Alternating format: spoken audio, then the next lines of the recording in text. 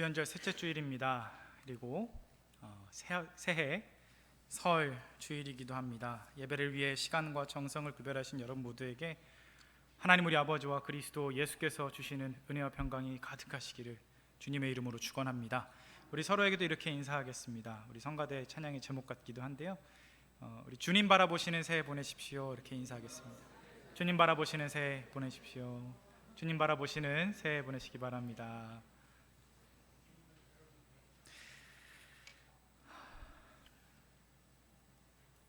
(2022년 2월 22일) 날짜도 쉽죠. 둘둘둘둘둘 이렇게 되는 2022년 2월 22일 날 장기하라고 하는 가수가 있는데, 이 가수가 곡을 하나 냈습니다. 뭐냐면 제목이요, 부럽지가 않어라는 제목의 곡입니다. 부럽지가 않어. 노래 전체를 들어보신 분들은 많지 않을 수 있는데, 아마 제목이 좀 특이하다 그래서 지나가다 들어보셨거나, 아니면 그냥 살짝 지나가듯이만 들어보더라도 이게 보통 곡은 아닌데 하는 인상은 받으신 분이 있을 수도 있을 것 같습니다.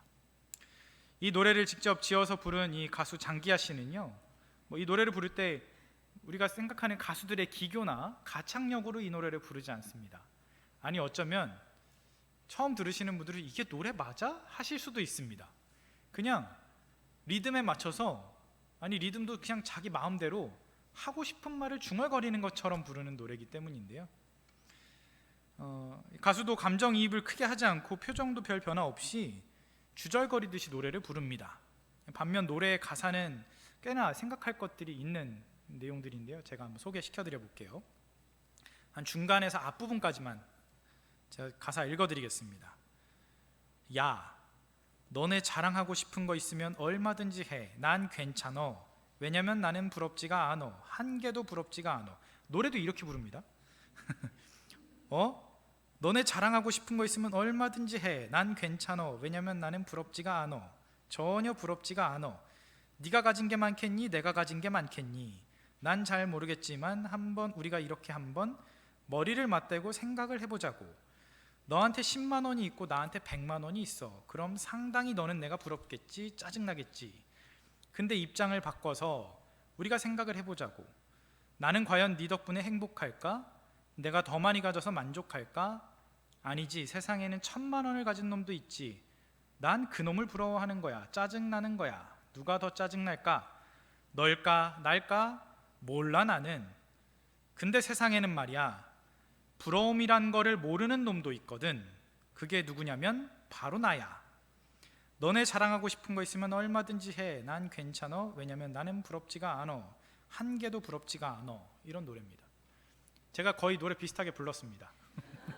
네. 이렇게 좀 되게 이상한 노래예요. 근데 가사가요, 생각해 볼 바가 있다 그랬죠. 이 노래에는요, 사람을 두 종류로 나눕니다. 한 종류는 자랑하는 사람, 한 종류는 부러워하는 사람. 이렇게 세상 사람을 두 종류로 나눠요. 더 가진 나는 덜 가진 너 앞에서 자랑을 하고, 덜 가진 너는 더 가진 나를 부러워하는. 그런데 노래는 갑자기 중간에 질문을 던집니다. 그래서 더 가진 나는 덜 가진 너 때문에 행복할까? 만족할까?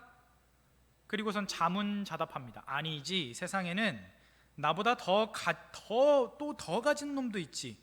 난 그 놈을 부러워하는 거야. 짜증나는 거야. 그 놈 때문에 너보다 내가 더 짜증나는 거야. 이렇게 얘기합니다. 이해되십니까? 100만 원 가진 내가 10만 원 가진 놈 때문에 만족하는 게 아니라 1000만 원 가진 놈 때문에 여전히 부러워하고, 아니 10만 원 가진 놈이 1000만 원 가진 놈을 부러워하기보다 100만 원 가진 내가 이 1000만 원 가진 놈을 더 부러워한다. 이런 식의 이야기입니다. 인간관계가 이처럼 자랑과 부러움 두 가지 방식으로 잘못 반복된다는 걸 깨우쳤는지, 그래서 이 가수가 마지막 부분에, 제가 읽어드린 중에 마지막 부분에 갑자기 이렇게 외칩니다. 근데 세상에는 말이야, 부러움이라는 걸 모르는 놈도 있거든. 그게 누구냐면 바로 나야. 그러니 너네 자랑하고 싶은 거 있으면 얼마든지 해. 난 괜찮아. 왜냐면 나는 부럽지가 않어. 라고 이렇게 노래를 이어갑니다. 저는 이 노래가요, 우리 사회를 굉장히 잘 표현하고 있다고 생각합니다. 특히 젊은 세대의 현실을 매우 잘 반영하고 있다고 생각합니다. 과거에 비해서 현대인들은 훨씬 더 풍족한 삶을 산다고 하죠. 그렇지 않습니까? 실제로 그렇습니다. 일단 배고픔을 모릅니다. 저도 사실 배고픔을 그렇게 겪으면서 살진 않았던 것 같습니다. 18세기 프랑스 혁명 당시에 민중들이 빵이 아니면 죽음을 달라 16세기부터 외쳤을 때 당시에 프랑스의 여왕이었던 마리 앙투아네트가 빵이 없으면 케이크를 먹으면 되지 라고 했던 이야기가 굉장히 유명하죠. 물론 근거 없는 루머라는 이야기도 있습니다. 그러나 배고픔이라는 걸 모르는 사람들한테 이 말, 빵이 없으면 케이크를 먹으면 되지 라는 말은 배고픈 사람들의 어떻게 보면 굉장히 화를 돋구는 말이라서 이게 누가 한 말이든지 간에 지금까지도 전해져 오는 것 같습니다. 그런데 실제로 저 역시 우리 교회에서는 아니지만 예전에 교회에서 사역을 할 때 어린아이들이 이런 말 하는 걸 들은 적이 있습니다. 우리 저보다도 더 저희 부모님 세대에 한국전쟁 때 이런 얘기를 했더니 먹을 게 배고프던 시절이 있다더라 하니까 애들이 하는 말이 그러면 밥이 없으면 라면 먹으면 되죠 라고 하는 얘기. 저도 실제로 아이들이 그렇게 대답하는 걸 들은 바 있습니다. 그만큼 요즘 세대는 훨씬 더 풍족한 삶을 살고 배고픔을 모르는 시대를 산다는 것이죠. 그런데 이처럼 배고픔을 모르는 세대라고 하는데 왜 세상에는 갈수록 더 많은 우울감을 호소하는 사람, 스스로 자기 몸을 해치는 사람이 더 늘어나고 하다못해 자기 목숨을 끊는 경우는 왜 점점 더 늘어나는 것입니까? 참고로 우리나라는요 세계에서 자살률이 OECD 국가 중에 1위입니다. 1위. 저는 우리나라의 현실이 앞서 부른 노래의 가사처럼 자랑하는 사람과 부러워하는 사람의 구도가 계속 돌아가는 일종의 무한궤도 같다는 생각이 듭니다. 특별히 교육열이 매우 높고 대학 입시가 세계 어느 나라보다도 치열한 이 세상에서, 이 나라에서 자라난 젊은 세대는요 이 부러움과 자랑과 부러움이라는 이 반복되는 문화에, 반복되는 생태계에 아주 익숙합니다. 보십시오. 8살 때부터 20살이 될 때까지 만 12년, 재수를 하면 더 늘어나겠죠. 최소 12년 동안 이 땅의 어린 생명들은 계속해서 매 순간 자랑하거나 부러워하거나 둘 중에 하나로 나뉩니다.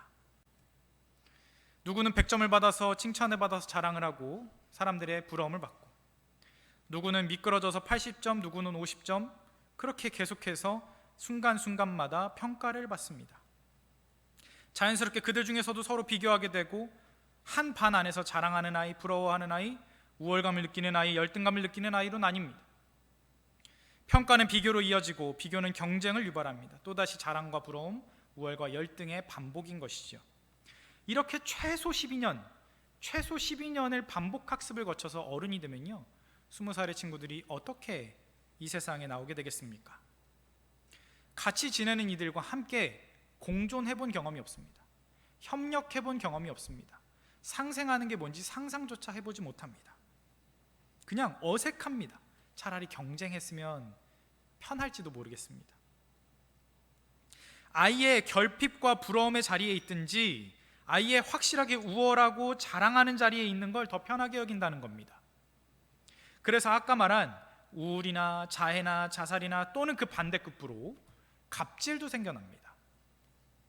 근데요 놀라운 사실이 하나 있는데요, 그래서 이렇게 경쟁 사회에서 잘 적응한, 아주 잘 자랐다, 부러움의 대상, 그래서 실컷 자랑만 해도 될 것 같은 사람들 있죠. 이런 사람들은 과연 행복할까? 아까 노래의 가사처럼 나는 행복할까? 나는 만족할까?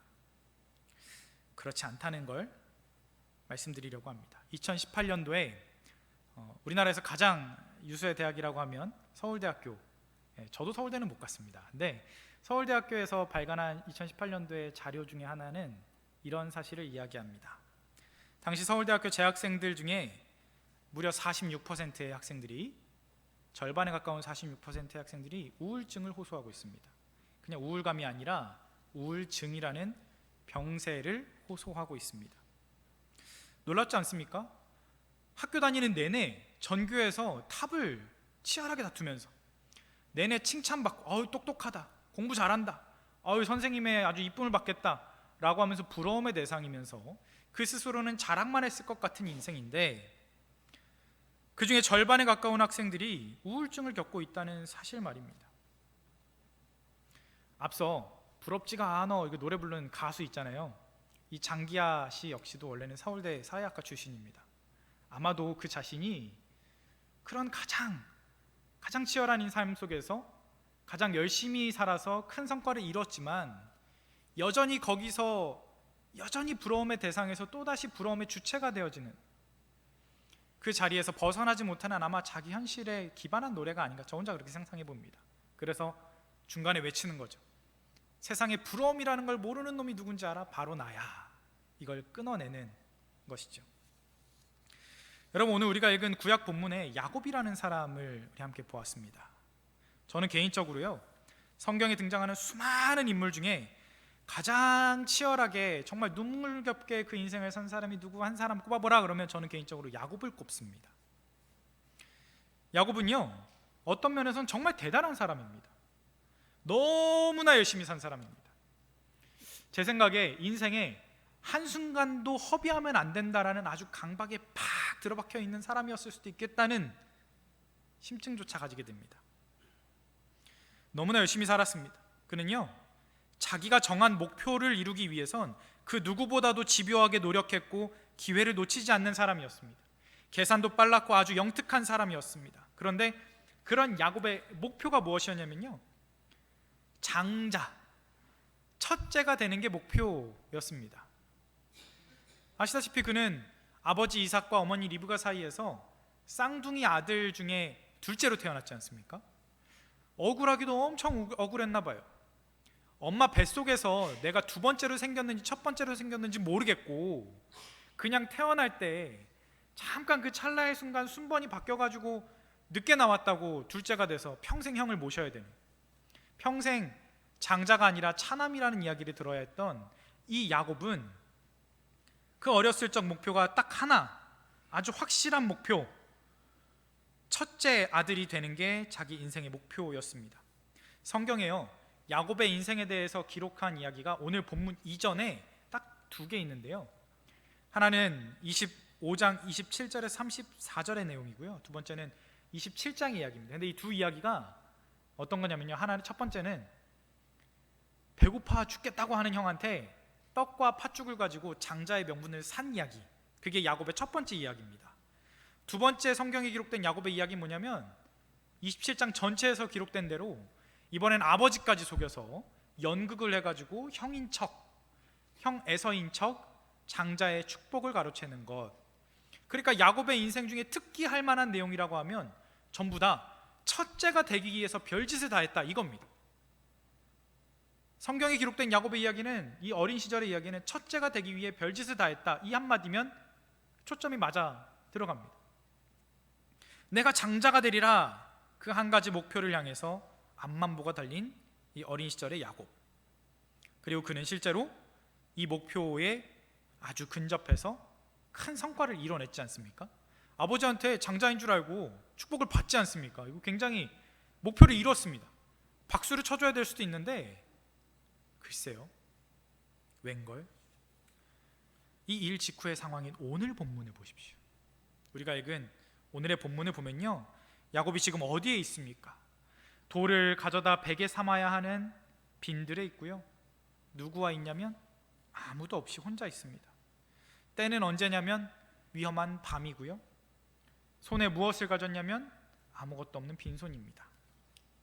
형한테서 떡과 팥죽을 가지고 장자의 명분을 샀을 때 야곱은 어쩌면 이제 내 삶이 달라질 거야 라고 생각했을지도 몰라요.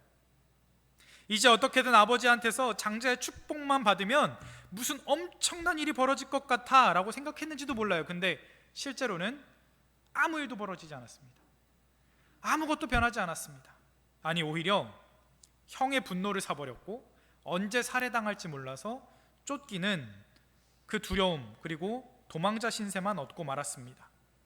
유복한 집안에 어머니 치맛자락의 보호를 받던 막내에서 순식간에 도망치는, 안전한 집이 아니라 빈들에 홀로 남겨진 신세가 되었다는 것입니다.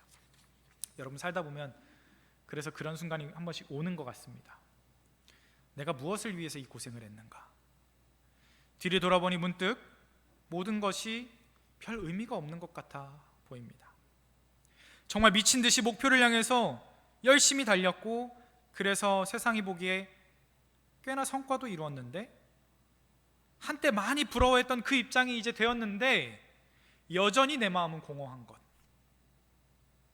예전에 내 안에 있었던 작은 부러움이 차지했던 곳엔 이젠 더 큰 부러움의 대상이 그냥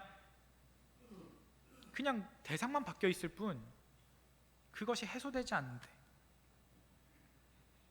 그렇게 계속해서 부러움을 쫓아 살아왔는데 지금 그는 몹시 외롭고 허무하게 빈들에 있습니다. 한편 삭개오의 이야기는 어떻습니까? 성경은 본문에서 이 삭개오를 소개할 때요, 이름을 소개하면서 딱 두 가지 단서만 더 이야기합니다. 하나는 세리장, 하나는 부자. 이 두 가지 얘기만 합니다. 지위가 있었고 돈도 있었다는 것이죠. 세상의 기준으로 보면 삭개오는요, 야곱은 부러움을 쫓아 사는 사람이었다라고 한다면 삭개오는요, 자랑할 것이 가득한 사람이었을 겁니다. 그렇지 않겠습니까? 돈도 많고 지위도 있고,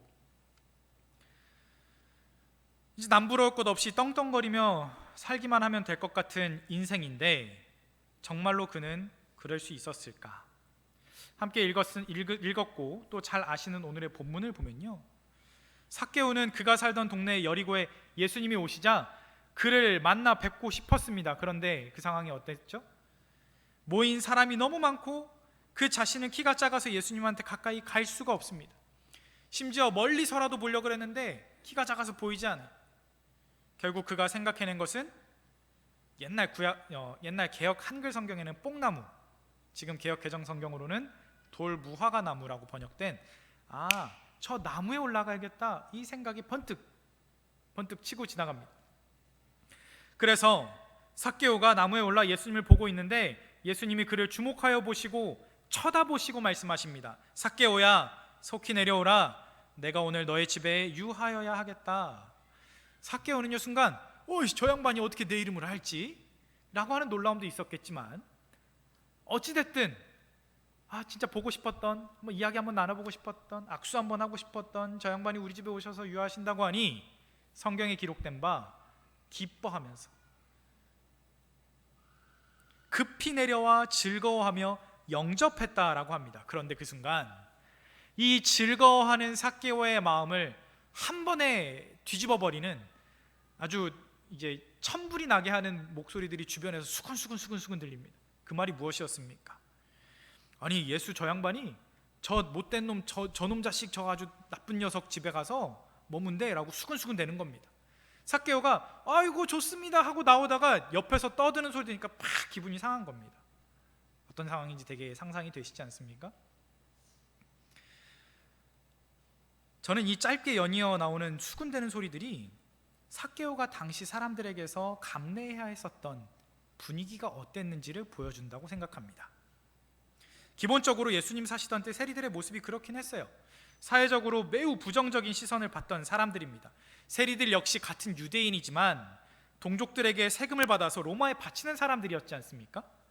그러니까 자신들을 지배하고 있는 그 로마 사람들 점령군들한테 갖다 바칠 돈을 걷는 사람들이니까 그 하는 꼬라지부터 마음에 들지 않는다. 더구나 당시 이 엄격한 유대교도의 이 기준에 따르면 세금을 로마 황제한테 바친다는 건 일종의 우상숭배라고도 여겨졌습니다. 더 나아가 관습적으로 당시 세리들은요, 동족인 백성들에게 세금을 부과할 때 자신들이 중간에 착복할 요량으로 정해진 것보다, 부과된 것보다 더 큰 금액을 요구했습니다. 그러니 오늘 본문에 등장하는 삭개오가 세리장이지 않습니까? 세리들이라는 아주 못 믿어온 놈들 중에서도 수장이고 부자라고 합니다. 보나마나 저 녀석은 아주 나쁜 짓을, 아주 백성들의 고열을 많이 쥐어 짜먹었을 거야 라고 사람들의 확증 편향이 강해지기 딱 좋은 소재이죠. 아마 삭개오는 평생 그런 시선 속에서 살아왔던 것 같습니다. 사실 성경은 삭개오가 정말로 어떻게 그가 부를 쌓았는지 아무 얘기하지 않습니다. 나쁜 세리였는지 착한 세리였는지 얘기하지 않습니다. 그저 사람들의 수군거림을 들은 직후에 삭개오의 목소리만 담아냈습니다. 우리 같이 오늘 본문 19장 8절 다시 한번 읽어보겠습니다. 오늘 본문 19장 8절 말씀 다시 한번 읽어보겠습니다. 시작. 삭개오가 서서 주께 여짜오되 주여 보시옵소서, 내 소유의 절반을 가난한 자들에게 주겠사오며 만일 누구의 것을 속여 빼앗은 일이 있으면 네 갑절이나 갚겠나이다. 아멘. 삭개오가 예수님한테 하는 말이죠. 근데 저는 이 목소리가요, 예수님한테 하는 말이라기보다 수군거리는 그 사람들한테 대한 반응처럼 보이기도 합니다. 예수님, 저 사람들이 생각하는 것처럼 그렇게 살지 않았거든요. 저 그렇게 지저분하게 살지 않았습니다라고 항변하는 것처럼 들립니다. 그래서 그 누구도 시키지 않았는데도 재산의 절반을 기부하겠다고 선언해버리고 만일 자기가 부당한 일을 저질렀으면 무려 4배, 4배로 배상하겠다라고 합니다. 잘 생각해 보십시오. 성경 전체에서 이런 얘기한 사람 한 명도 없습니다. 오늘 우리가 누가복음 19장 읽었죠. 직전에 18장 보면 18장 18절에 보면 여러분 잘 아시는 부자 청년 또는 부자 관리 이야기가 나옵니다. 이 부자 청년이 관리가 18장 18절에 바로 앞장이에요. 거기서 예수님한테 나와서 얘기합니다. 선생님이요, 내가 어떻게 하여 영생을 얻으리까? 예수님 말씀하시죠. 이러이러 율법을 지켜. 했더니 이 부자가, 제 관리가 당당하게 얘기합니다. 그거 제가 어려서부터 다 지켰는데요.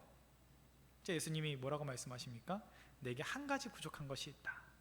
내 가진 것을 다 팔아 가난한 자들에게 나눠주고 그리고 와서 나를 따르라, 나를 쫓아라 라고 하니까 이 성경에서 이 부자에 대해서 뭐라고 얘기합니까?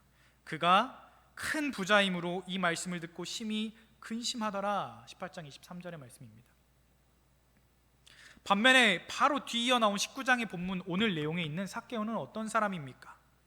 그는 그 부자 관리처럼 율법을 지키는 사람이었다는 그런 설명 없습니다. 심지어 세리장이라는 아주 못돼 먹은 인간이다 라고 생각할 만한 머릿말이 있지만 오히려 그 누구도 하지 못한 결단을 자기가 먼저 선포하지 않습니까? 예수님이 요구하셨을 때 하겠습니다도 아니라 그 자신이 먼저 고백하는 겁니다. 그래서 저는 오늘 삭개오가 예수님과 사람들 앞에서 외치는 그 목소리가 어떤 혈기로 했거나 객기를 부렸던 것처럼 보이지 않습니다. 오히려 어떤 울화랄까요? 분노랄까요? 한 같은 것도 느껴집니다. 여러분, 분명 삭개오는요, 부와 지위를 모두 누리는 사람이었습니다. 사람들의 곱지 않은 시선을 받기는 했지만 사실 현실에서는 굉장히 부러움과 시샘의 대상이었을 수도 있습니다. 때로는 자기가 이룩한 업적을 주변에 자랑했을 것이고 어떤 순간에는 갑질을 자행했을 수도 있습니다. 그러나 결론적으로 그런 그의 내면에도 짙은 그림자가 드리워져 있었음을 알 수 있습니다. 이제 말씀으로 다시 돌아가 봅니다. 야곱과 삭개오 두 사람은 한쪽은 부러움을 쫓아 살았고 한쪽은 자랑할 만한 자리에 있는 사람이었습니다.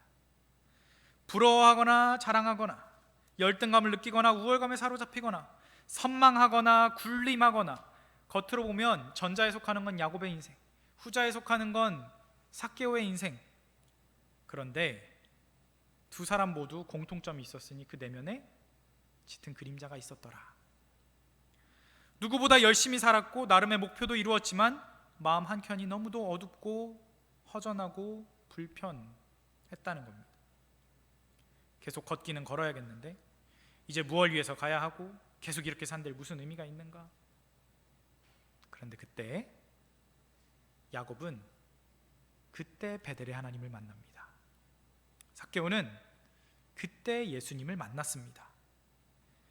야곱은요, 빈들에서 홀로 돌을 베개 삼아 자고 있을 때 삭개오는 무성한 돌 무화과 나무 잎 사이에 숨어서 예수님을 엿보고 있을 때 그렇게 생각지도 못한 때에 주님을 만났습니다. 아니, 사실 더 정확히 말하면요, 야곱이 하나님을 만나고 삭개오가 예수님을 만난 게 아니라요, 하나님이 야곱을 찾아오신 거고요, 예수님이 삭개오를 찾아오신 겁니다. 나는 여호와니 너의 조부 아브라함의 하나님이요 이삭의 하나님이라. 네가 누워있는 땅을 내가 너와 네 자손에게 주리니 네 자손이 땅의 티끌같이 되어 네가 서쪽과 동쪽과 북쪽과 남쪽으로 퍼져나갈지며 땅의 모든 족속이 너와 네 자손으로 말미암아 복을 받으리라. 내가 너와 함께 있어 네가 어디로 가든지 너를 지키며 너를 이끌어 이 땅으로 돌아오게 할지라. 내가 네게 허락한 것을 다 이루기까지 너를 떠나지 아니하리라 라고 말씀하셨습니다. 야곱에게 내가 너와 함께 있어 너를 지키겠다. 내가 너에게 허락한 것을 다 이루기까지 너를 떠나지 아니하리라. 너와 동행하겠다 약속하시는데, 이건 이사야 7장에 있고 마태복음 1장에 있는 임마누엘의 선언입니다. 하나님께서 그 공고한 인생, 열심히 살았는데 빈들에 남겨진 그 인생에 내가 너와 함께 하겠다라고 약속해 주시는 겁니다. 삭개오야 속히 내려오라. 내가 오늘 너의 집에 유하여야 하겠다. 오늘 구원이 이 집에 이르렀으니 이 사람도 아브라함의 자손이미로다. 인자가 온 것은 잃어버린 자를 찾아 구원하려 함이니라 라고 말씀하신 것. 삭개오가요, 옛날 말로 뽕나무, 지금으로는 돌무화과 나무, 이 나무가요 여러분 한 20m까지 자라는 큰 나무입니다. 근데 이 나무의 특징 중 하나가요, 잎이 최소 10cm 이상으로 큽니다. 하나다. 굉장히 무성합니다. 그래서 삭개오가 그 위에 올라갔다는 건, 그 틈바구니로 예수님을 봤다는 건 자신의 모습은 가리고 싶었던 겁니다. 숨어서 본 겁니다. 그런데 그때 예수님이 성경에 보니까 그를 쳐다보시며 말씀하셨습니다. 아예 이름을 부르십니다. 거기 누구, 이게 아니라 삭개오야 라고 부르시는 겁니다. 오늘 구원이 이 집에 이르렀으니 이 사람도 아브라함의 자손이다. 인자가 온 것은 잃어버린 자를 찾아 구원하려 함이니라. 이 말씀에 따르면요, 삭개오는 잃어버린 자인데 찾아진 자겠죠. 지난주 우리 그 탕자의 비유 함께 말씀 나눌 때 누가복음 15장을 본 기억이 있으실 겁니다. 제가 시간이 없어서 급하게 지나가면서 말씀드렸지만 누가복음 15장에는 세 가지 이야기가 있어요.